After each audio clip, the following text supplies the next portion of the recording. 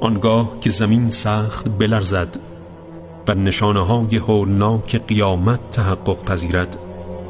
و پیروان هر دینی به آن ملحق شوند و هر پرستش کننده به معبود خود و هر اطاعت کننده‌ای به فرمانده خود رسد، نه چشمی برخلاف عدالت و برابری در هوا گشوده و نه قدمی برخلاف حق آهسته در زمین نهاده می شود.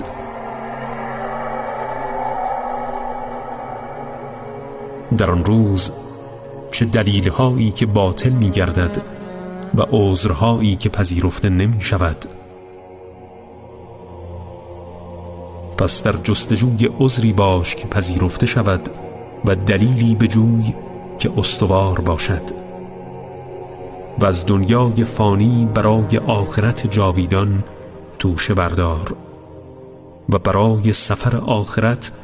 وسائل لازم را آماده کن و چشم به برق نجات بدوز و بار سفر